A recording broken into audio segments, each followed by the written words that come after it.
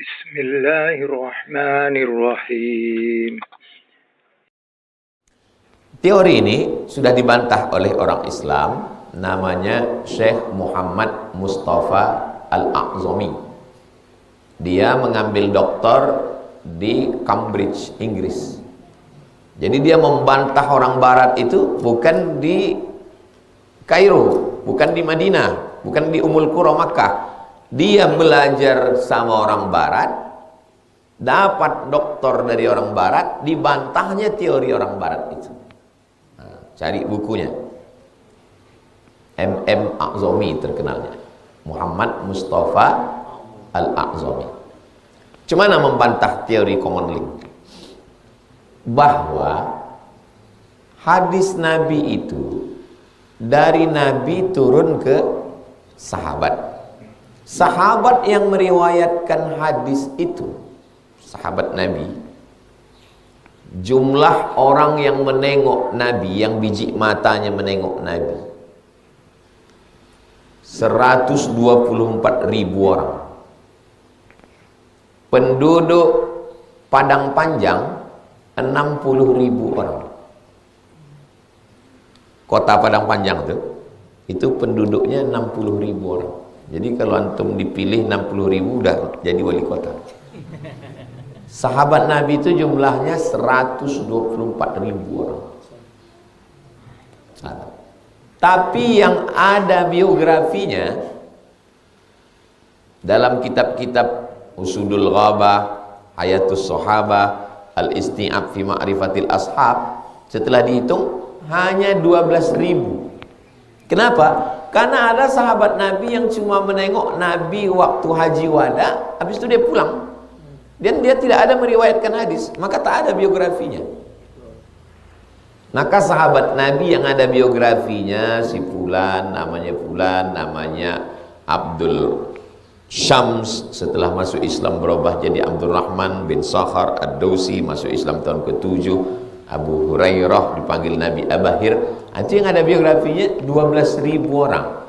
Berarti yang tak ada biografinya lebih 100.000. Nah, sahabat Nabi ini mendengar Nabi bicara atau menengok Nabi.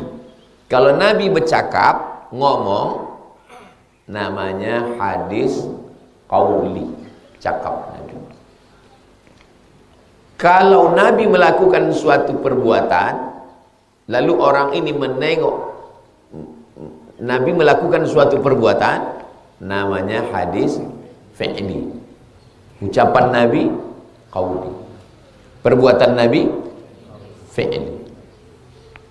Ada sahabat yang melakukan suatu perbuatan dan disetujui Nabi perbuatannya itu namanya takrir.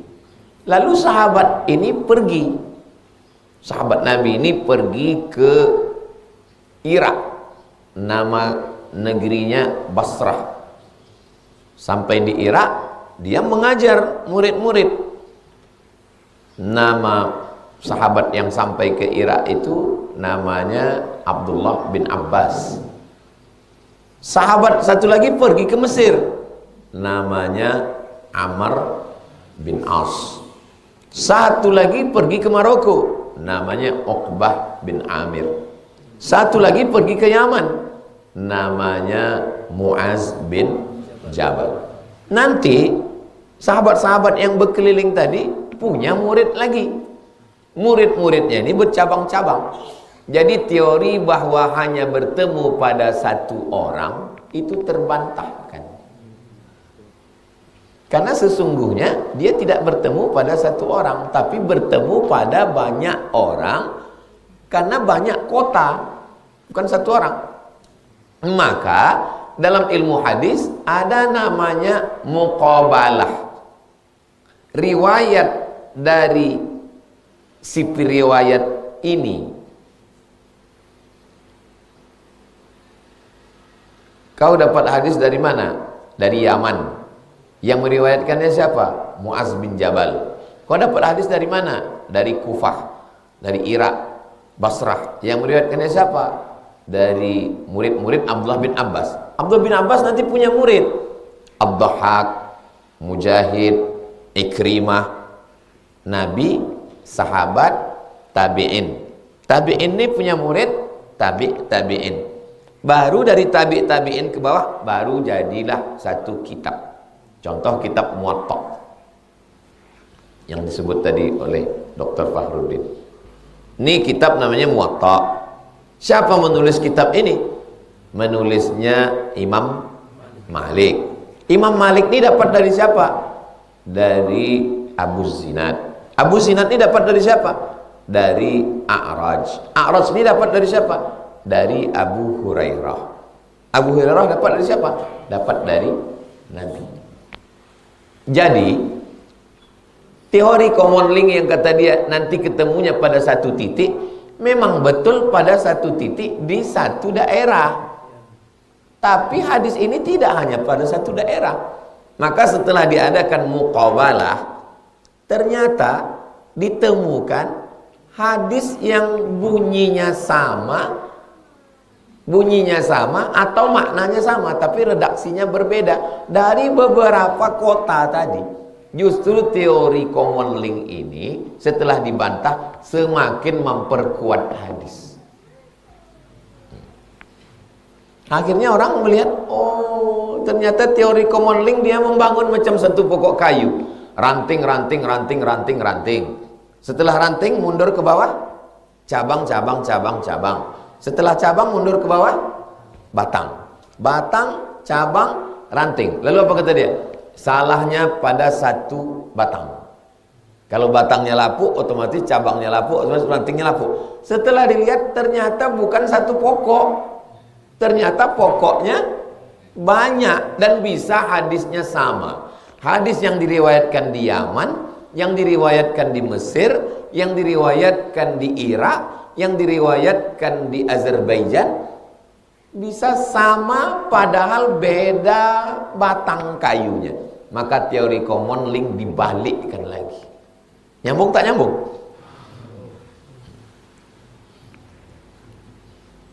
Itu membantah teori common link. Nanti tengok bantahan lengkapnya di Muhammad Mustafa Al-A'zami. Yang kedua tentang teori jarah wa ta'dil. Kata dia jarah wa ta'dil ini tidak akurat. Ustaz, boleh kami mengambil riwayat dari Ustaz Fakhrul Razi? Maka ada ulama yang punya otoritas, yang punya kemampuan untuk menyaring periwayat. Lalu saya bilang, ambillah riwayat dari Ustadz Fakhrul Razi. Bacaan Qur'annya bagus, ayatnya banyak, orangnya berakhlak, hafalannya kuat. Itu namanya ta'dil. Ta'dil itu rekomendasi. Boleh kau ambil riwayat dari dia. Boleh kami ambil riwayat dari Ustadz Abdul Somad? Ditanya kepada ulama jarh wa ta'dil. Jangan, dia ahli syubhat. Itu namanya jarah. Jarah artinya tidak direkom untuk menyampaikan riwayat hadis. Nah, kata pertanyaan ini, jarah wa ta'dil itu kata dia tidak akurat. Kenapa? Karena penilaian manusia. Karena penilaian manusia. Oke. Sekarang kita keluar dulu dari ilmu hadis. Tutup dulu ilmu hadis. Sekarang kita masuk ke ilmu kafir, neraka jahanam. Ya. Orang yang tak percaya sama Tuhan, kata dia Tuhan itu tidak ada, lalu kemudian sampai ke Indonesia menjadi sebuah partai namanya PKI. PKI itu buku pegangannya apa? Buku pegangan PKI adalah yang ditulis oleh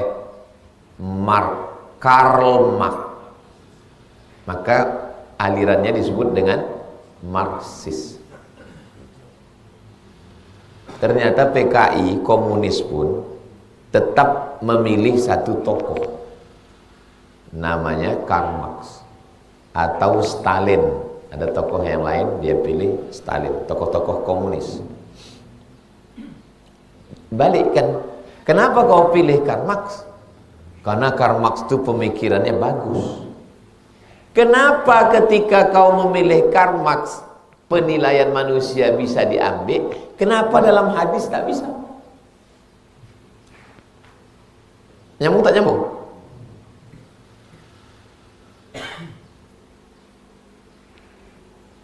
Tak usahlah dalam bidang hadis, dalam bidang bengkel aja lah, bengkel. Ini anak biker subuhan. Kau waktu motor kau rusak kemarin di bengkel mana kau betulkan? Oh, aku bengkel yang di Panam. Kenapa di situ? Dia teliti orangnya. Dulu dia bekas bengkel besar lulusan dari Honda, Kawasaki. Lalu kemudian yang jelas murah. Artinya kan penilaian manusia. Iya, tapi penilaian manusia itu kan relatif. Kalau dalam bidang pemikiran, dalam bidang motor saja kita pakai penilaian manusia, maka dalam Islam ini, dalam beragama ini manusia ini ada sifatnya beriman, ada berakhlak, ada faqih, paham fikih. Jadi penilaian manusia yang katanya relatif, ini nisbi, ini bisa diterima, bisa tidak, maka tidak diambil dari penilaian satu orang. Ilmu jarh wa ta'dil itu ada kaedahnya, bukan diambil hanya pendapat satu orang saja. Dia sudah menjadi satu ilmu. Makanya ilmu hadis itu disebut dengan ulumul hadis. Ilmu satu, kalau banyak ulum. Kenapa disebut dengan ulumul hadis? Karena ada ilmu sanad, ada ilmu kosakata, ikhtilaful hadis, perbedaan hadis dengan hadis, hadis dengan ayat, hadis dengan pemikiran manusia, mukhtaliful hadis. Ada ilmu jarh wa ta'dil yang terkait dengan rekomendasi orang antara menerima dengan tidak menerima, dan sangat ketat. Apa kata Imam Malik?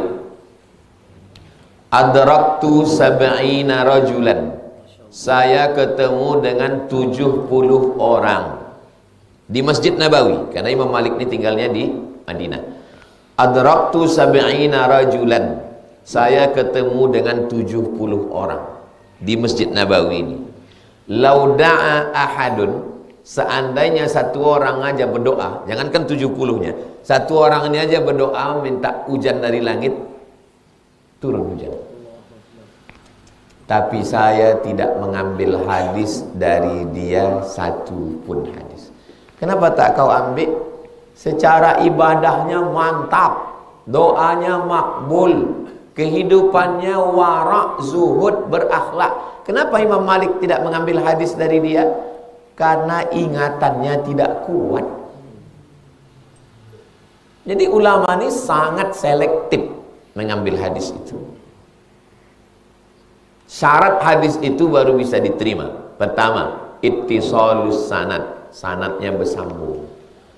Yang kedua, adalatur rawi, periwayatnya itu adil. Adil artinya menjauhi dosa kecil, meninggalkan dosa besar. Adil. Yang ketiga, tidak cukup hanya sekedar menjauhi dosa besar, menghindari dosa kecil. Yang ketiga, dhabit, kuat ingatan. Asal dites, lain bunyi hafalannya. Berapa dia mengambil hadis dari gurunya? 100. Berapa kau ambil hadis dari gurumu? 100. Coba ulang balik, diulangnya hafalannya lengkap ke 100-100-nya, hadisnya sahih. Diulangnya lagi hafalannya 75, turun derajatnya menjadi hadis hasan. Diulangnya hafalannya tinggal 10, derajatnya jatuh menjadi dhaif. Diulangnya hafalannya hilang semuanya, dibuatnya pula cakap-cakap baru, jatuh menjadi maudhu', hadis palsu. Setelah hadis itu diriwayatkannya, luluskah hadis ini? Tidak, karena mesti ada muqabalah. Ditengok hadis yang dia riwayatkan ini, tengok pula dengan riwayat lain. Kalau ternyata bertentangan riwayat dia dengan riwayat yang lebih thiqah, yang lebih terpercaya, yang lebih alim, yang lebih faqih, maka hadisnya disebut dengan syaz. Mukhalafatus thiqah liman huwa awthaq min. Jadi menyaring hadis itu sampailah dia bisa tertulis dalam kitab Sahih Al-Bukhari, Sahih Muslim, seleksinya sangat halus. Sanad bersambung, periwayatnya adil, periwayatnya dhabit, tidak boleh ada bertentangan dengan periwayat yang lebih thiqah. Yang kelima, yang paling detail, sababun khafiyun yaqdah fi sihhatil hadis. Ada sebab walaupun kecil saja yang menyebabkan rusaknya kualitas hadis itu, maka hadis itu tidak diterima. Makanya akhirnya Imam Al-Bukhari menyaring saring-saring dari 600.000 hafalannya. Setelah disaringnya 300.000, jadilah kitab Sahih Al-Bukhari 7.275 hadis. Maka Profesor Dr. Bashar Awad Ma'ruf masih hidup, dari Irak, termasuk pentahqiq ahli hadis yang tua sekarang, umurnya 80-an. Dr. Bashar Awad Ma'ruf, kata dia, ijtihad dia, bahwa semua pembahasan dalam bidang akidah, dalam bidang fikih, dalam bidang akhlak sudah ada dalam Sahih Al-Bukhari. Dia sudah meneliti kitab ini selama 60 tahun. Dia sudah meneliti kitab ini, ahli tahqiq.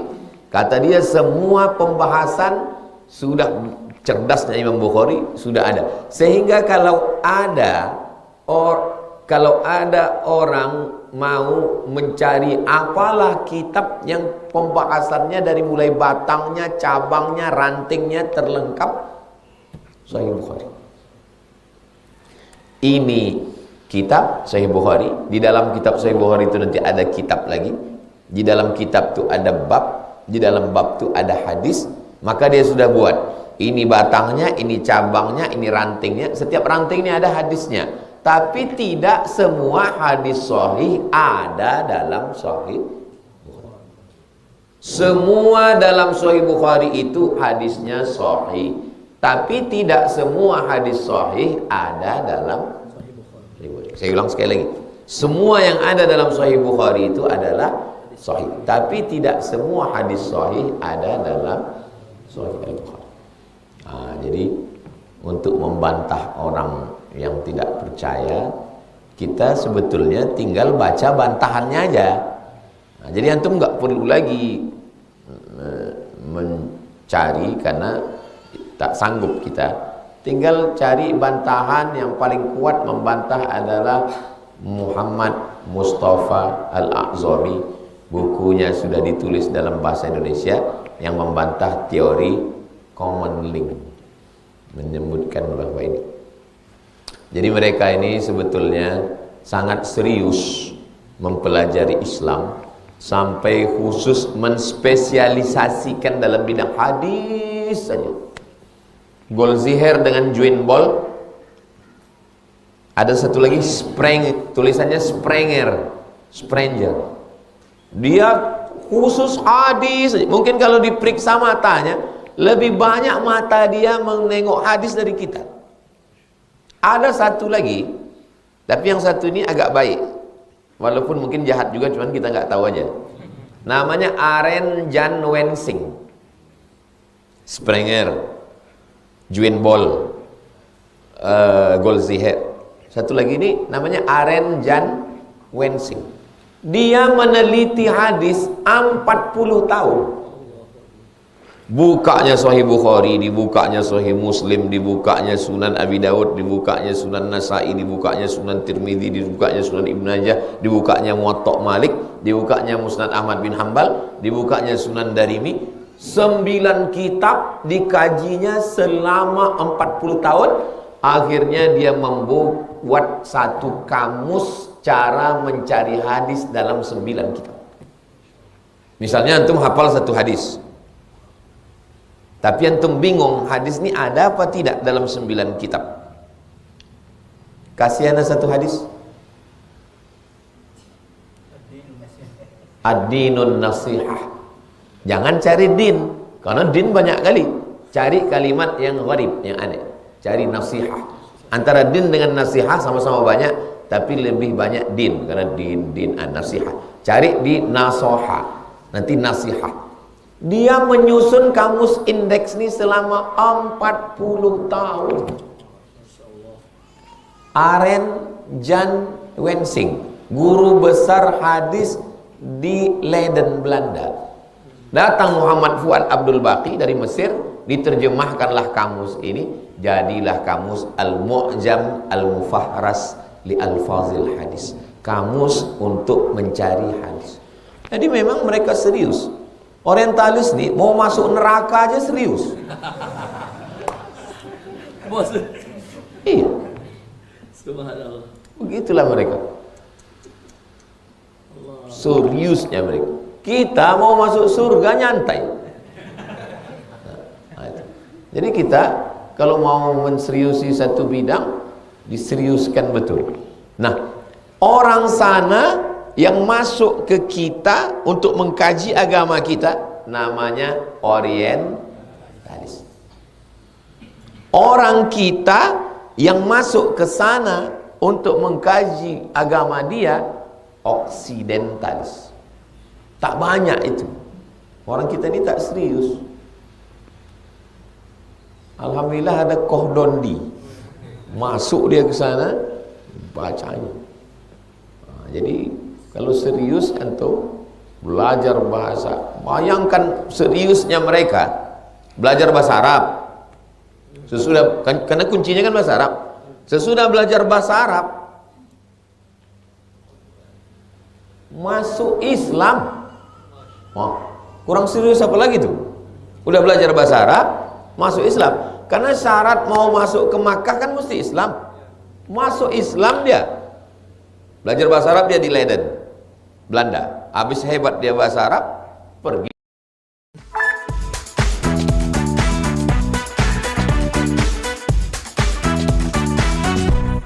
Leiden. Aceh, yang datang dari Makassar, yang datang dari Banjar, di fotonya. Dia lah yang punya foto. Kalau sekarang antum ketemu foto hitam putih jamaah haji, itu dia itu yang memoto.